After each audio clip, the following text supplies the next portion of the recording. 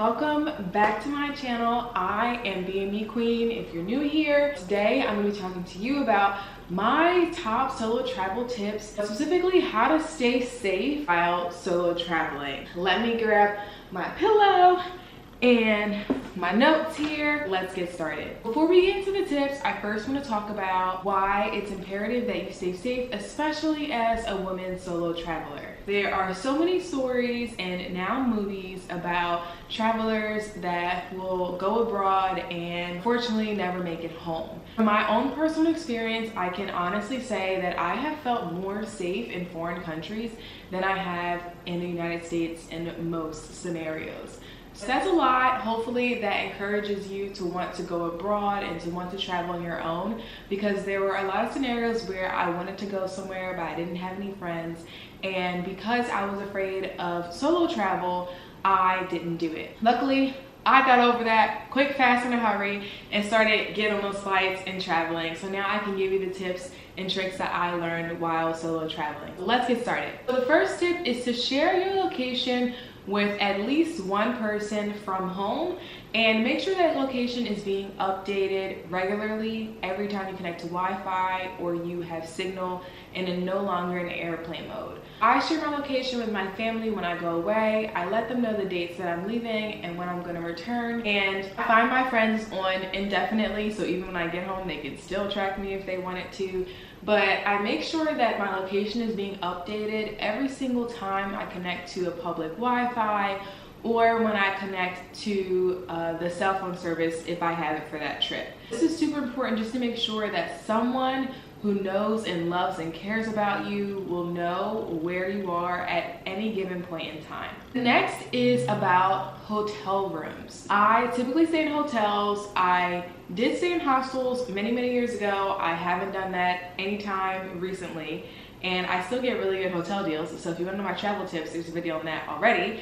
But I stay in hotels, and I typically stay by myself because it's a solo trip. So there are a lot of different things that I will do when I'm staying in a hotel. First, I will try to stay in a locally owned or family owned hotel. I do not stay in Airbnbs, mainly because the process for checking in for an Airbnb can be very different from each Airbnb.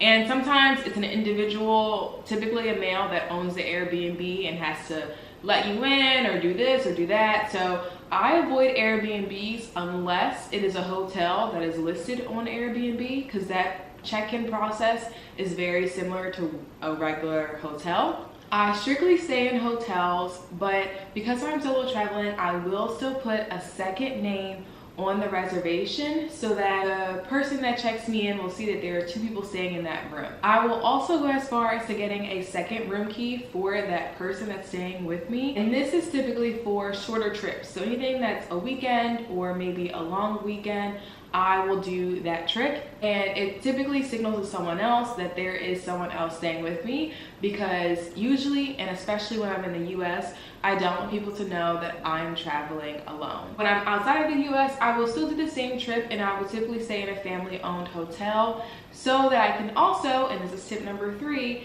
make friends with locals. I've been on trips where I've made friends with locals, where I've made friends with group travelers and friend groups, and then I've also made friends with solo travelers. Of all the people that I've made friends with, the most reliable and the most honest, genuine people that I have met have been the locals in the area. They are familiar with the area way more than you are because you're a traveler, and not only can they give you really great recommendations to restaurants and different activities to do in the area, but they can also keep an eye out for you and any people that are out of the ordinary per se, or are somewhere where they're not supposed to be. I have made friends with the housekeeping staff when I stayed in Greece.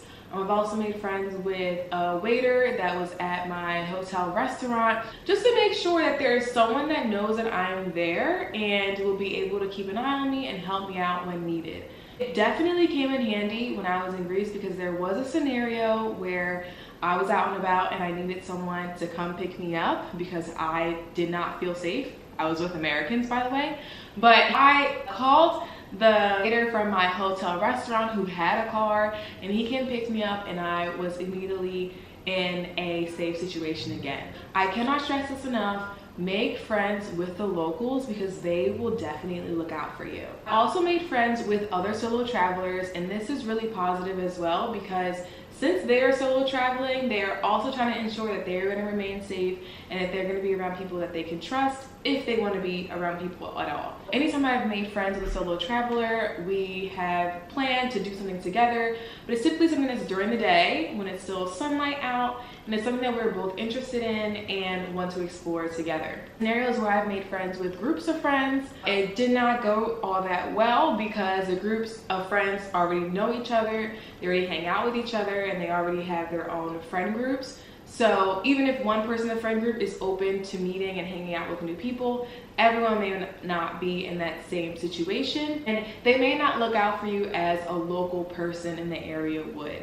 So I always encourage everyone to make friends with the locals because they can tell you what's going on and keep you in really safe situations. And this is all with the discretion. This is all from my personal experience. So use your own discretion when you're making friends with certain people, and make sure it's someone that you can genuinely trust. So my other tip about hotels is to try to get a room that is away from the elevator if you can. I book hotels in the United States. I typically do it through Hilton Honors. So I book at any Hilton related hotel. And sometimes I can pick the room, but other times I cannot pick the room and my room is near an elevator. In those cases where you can see my room door from the elevator, I will not let anyone know where I'm staying, and I will not go to my room door until the elevator doors close. I'm on the elevator and someone else is in the elevator. When I get off, I will walk past my room, act like my room is somewhere down the hall. I will wait for the elevator doors to close, and then I will turn around and then I will actually go into my room.